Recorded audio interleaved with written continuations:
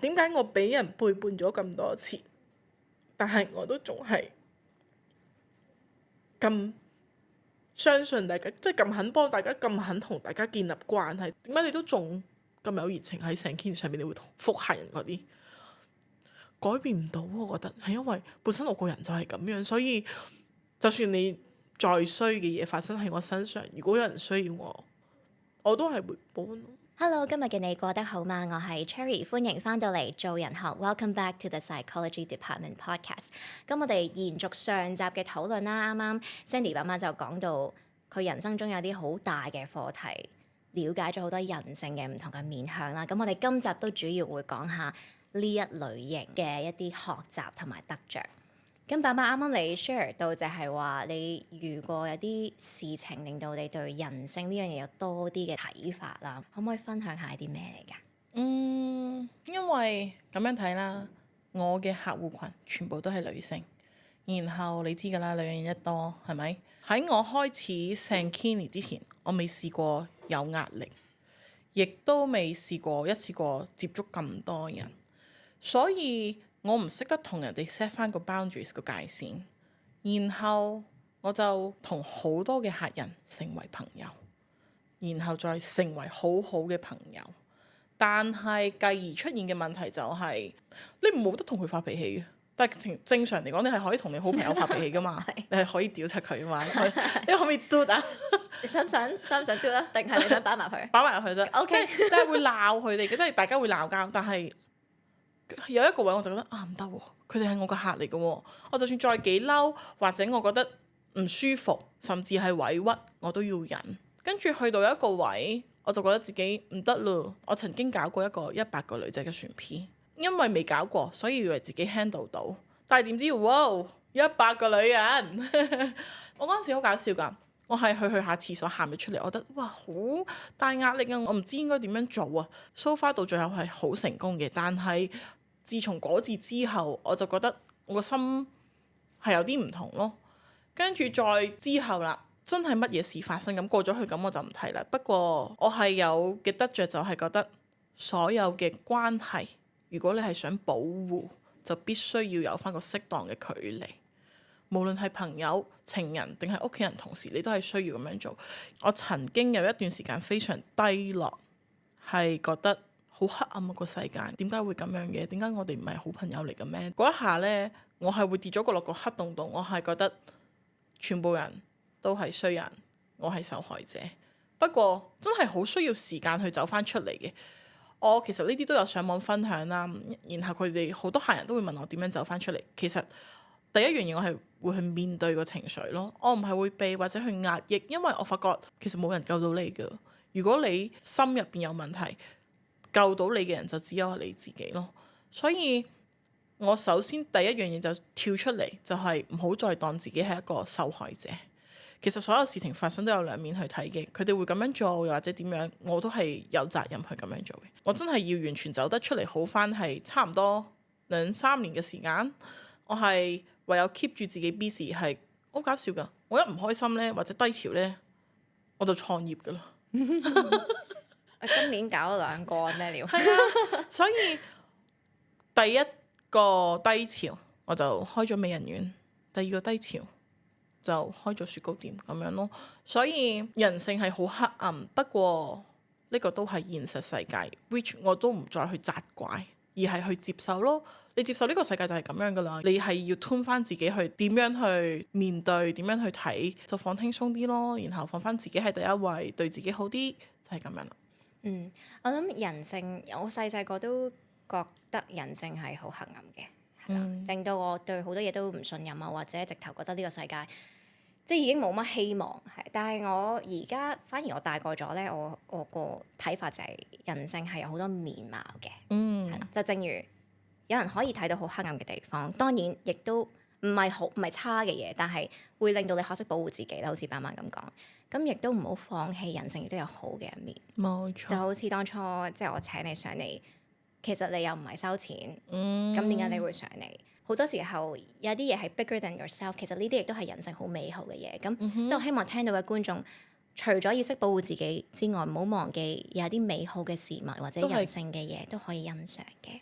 要有翻個希望咯，嗯因為唔會再去責怪咯。當我哋去怪人哋嘅時候，一定要記得審視翻自己。對方之所以會有咁嘅 action，其實都係有時候可能係因為你自己 trigger 咁樣，所以冇㗎，我就覺得全部嘅焦點嘗試放翻喺自己身上，唔好理其他人，唔好介意太多，咁樣生活你都會舒服好多，冇咁辛苦。好多時候即係爸媽講話 self-victimize 呢樣嘢啦，我係 completely agree，即係我覺得呢樣嘢係我哋唔開心嘅一個好大嘅泉源嚟嘅，即係因為係你負我啊，係你嘅問冇題，錯啦。係啦。咁當然我唔計自責嗰 part 啦，呢個係另外一個 part，但係大部分嘅時候我都係覺得係你做得唔啱喎，我真係好陰功啊，我就係因為你。咁但係其實唔係話唔可以咁做啊。而係你 keep 住咁做，即係要改善，要企翻起身嘅力，你將佢擺咗喺第二個人嗰度，咁你個人其實係好無力㗎，你係企唔翻起身。但係當好似啱啱爸媽咁講，我 remove 咗嗰個受害者 mindset，我睇翻我自己而家我可以 make 咩 changes，我有啲咩可以檢視，咁個力就自然去翻自己嗰度。亦都係啱啱講到即係點樣去成長，呢個係一個其中最大嘅一個 step，就係你要 take 翻 accountability for 你自己。可唔可以分享下啱啱你都有講到啦，要識得 draw boundaries 啊嘛。而家要點樣同啲客或者同朋友、同身邊嘅人點樣 draw boundaries？我以前呢係無條件為客人付出嘅，嗰陣時呢，可能你凌晨3點落單，我都會覆你；又或者你急要喎，我拎出去俾你。我而家就會量力而為咯，我都會盡可能去滿足大家嘅需求，但係如果有時候有啲位我係唔得嘅話呢，我都係會拒絕咯。身邊嘅朋友同屋企人就冇乜嘅，因為唔多，冇乜朋友。我自己覺得自己係冇乜朋友嘅，因為你年紀越大呢，朋友係越少嘅。而家喺我身邊嘅大部分都係 before Sankini 嘅，即係我真係開始創業之前，仍然對我如初嘅朋友。唔會計較我有幾多成就嘅人，嗰啲我都仲係好珍惜嘅。我以前呢，同親朋友出去食飯咧，同屋企人都係咁覆下咁電話。但係今年開始，我已經一出去食飯，我就會放低部電話，珍惜同朋友嘅時間咯。咁樣同客人嗰個關係本身，你咪話由可以 build 到好嘅朋友啦。去到而家就係 OK，佢哋有 request，我睇下我能力範圍做唔做到，勉強嘅我就唔做啦。咁呢條係其中一條界啦，咁但係有啲位可能作為老闆都會有難處，即係我 imagine 喺你嘅 position 可能係，喂，我一直以嚟我 build 呢個 brand 我係靠 CS 噶嘛，有求必應，或者我盡量同佢哋打好友好嘅關係，即係未必係 tactic 嚟嘅，即係可能真心想同佢 build up 呢個關係。你有冇會驚？即係有啲 moment 會驚，喂，如果我 draw 翻條界啦，對你自己人生心理健康當然係健康啲啦，咁但係生意上，你會唔會有呢個憂慮？冇，完全冇。因為咧，其實好多客人好中意同我分享佢哋心事，出軌啊，邊個出軌啊，或者被出軌啊，或者佢翻工有啲咩問題。其實我好樂意去同大家去傾。有時候咧，我真係嗰陣時，我啲朋友問我做咩同個客傾咁耐，我話因為佢唔開心，咁我就想盡我自己能力去聽下佢講咯。因為係真嘅，好多時候有好多説話咧。我哋係唔可以同身邊嘅人分享嘅，係分享唔到，開唔到口。就算同朋友都係，但係反而同個網上邊你唔識嘅人、陌生人去講呢，你就會去好流暢自如。近呢幾年啦，我覺得情緒心靈上邊有問題而睇唔開嘅人越嚟越多，所以我就覺得，如果我有呢個能力係可以幫到人嘅話，我可以幫到嘅，我都會盡量去幫大家咯。呢樣嘢我有少少感動添，因為我覺得每個人咧其實都唔係聖人嚟嘅，即係你一定有自己好 tough 嘅 moment 啦。我即係今年 stalk 你啲 stories，你都有喺度講。但係我覺得感動嘅位就係你經歷咗咁多嘢，即係你啱啱都有講話有啲好 hopeless 嘅時候。我有哭啦，又要，因為你講完呢樣嘢咧，我有個 partner，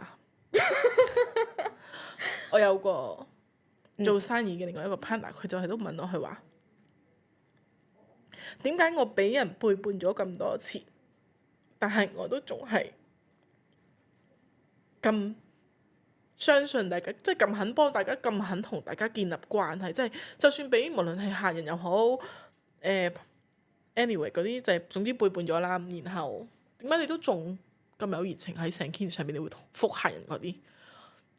改變唔到，我覺得係因為本身我個人就係咁樣，所以就算你再衰嘅嘢發生喺我身上，如果有人需要我，我都係會幫咯，就係咁。哦，love Thank you。好，我嘗試我嘗試唔喊，因為我覺得好難得，非常之難得。當你已經好 vulnerable 嘅時候，而當有人需要你嘅 support 嘅時候，你都願意去攞一部分嘅自己，嘗試去支撐佢哋又好，同佢哋加油又好，咩都好。呢個咪就係人性，我覺得最美好嘅嘢咯。我正喺爸媽身上見到。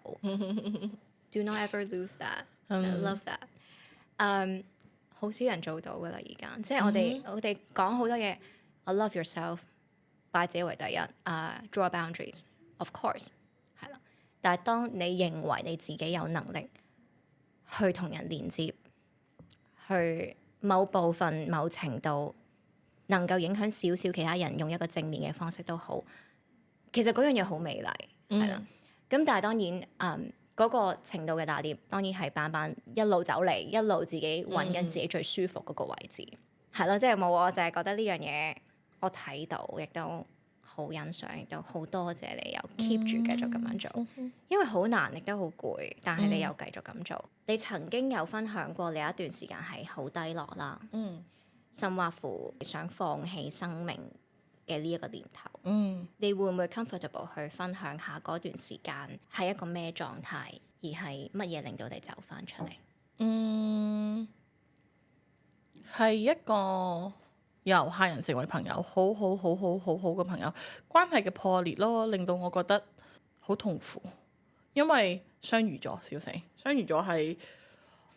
我好 all in 嘅，對於好多關係我都係，我唔係講話佢哋衰定我衰，咁一定係兩方面。我而家係好明白到就係我哋嘅生命、人生條線冇再交合咯，所以唔啱就分開就係咁簡單咯。但係嗰陣時我未睇得通呢一樣嘢，我就覺得我冇咗好好嘅朋友，覺得好難過、好傷心。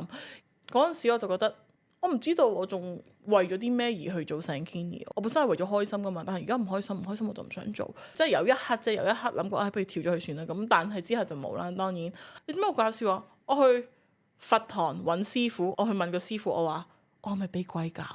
我係咪有好多冤親債主喺附近搞到我黐線？但係個師傅就話唔係。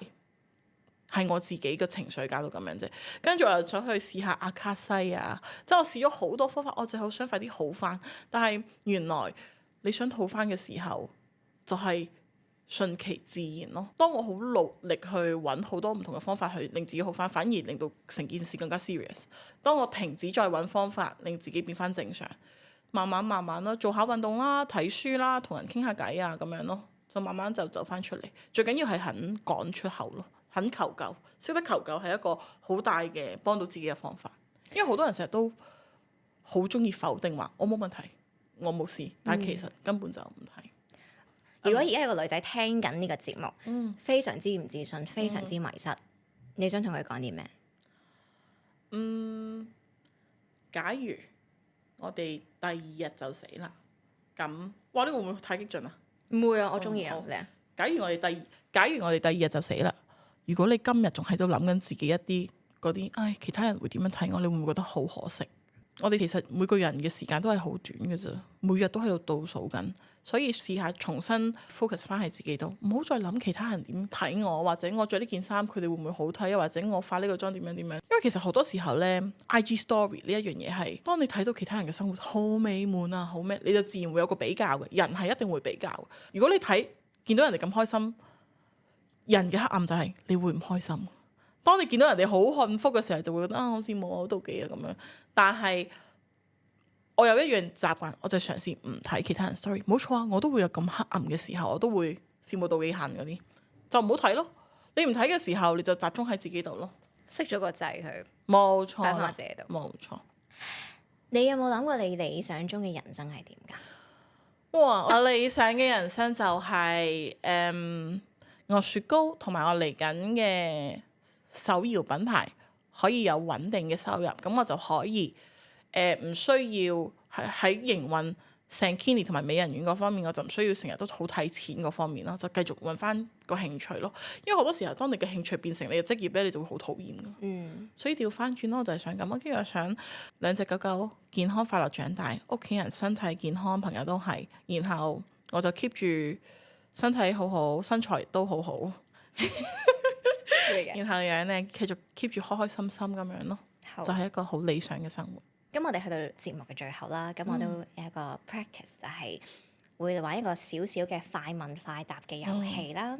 咁點解係快問快答咧？因為當第一條問你，你即刻諗到嘅答案嗰樣嘢就係最 instinct 嘅嘢，最真實嘅嘢。第一條就係你收過或者你聽過最啟發你甚至影響你人生嘅一句建議係啲乜嘢？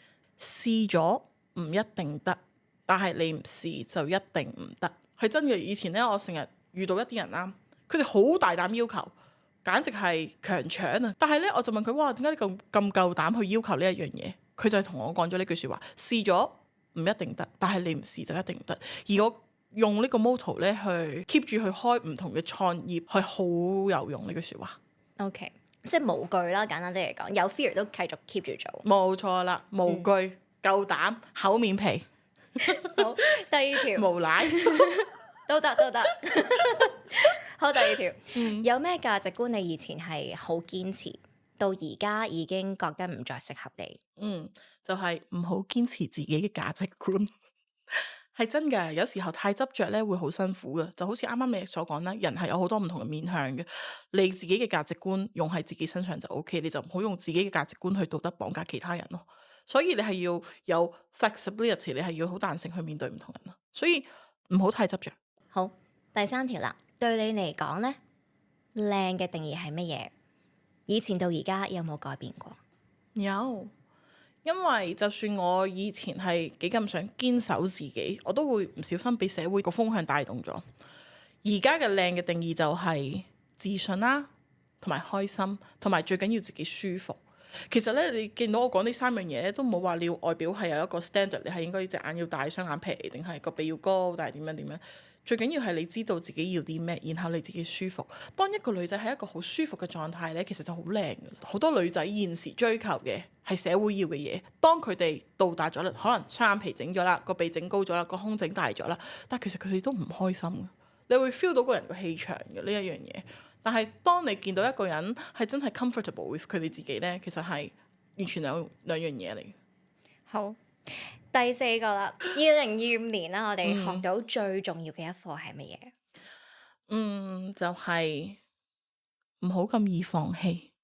就算你身邊發生幾 worse 嘅事都好，令到你係好有理由去放棄嘅，但係只要你堅持落去，就所有嘢都會過咯。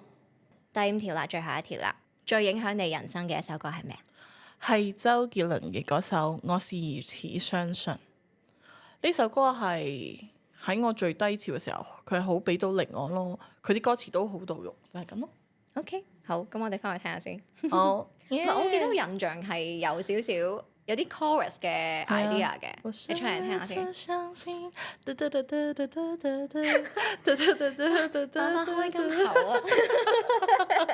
剪埋入去，就係咁啦。好啦，咁今日嘅時間就差唔多，好多謝板板今日上到嚟啦，對我嚟講意義非常之重大啦。咁亦都希望聽緊嘅你呢，如果你迷失緊或者有啲位失去咗啲信心，希望聽到板板嘅故事咧，對你嚟講都會有一啲啟發同埋成長。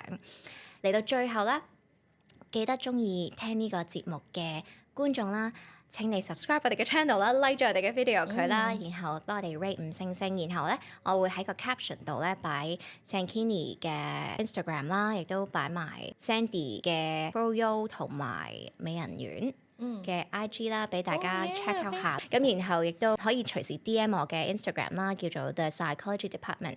咁亦都可以 follow 我 DM 我哋喜歡嘅 topic 或者想傾嘅 topic。咁我哋下集再見啦，拜拜。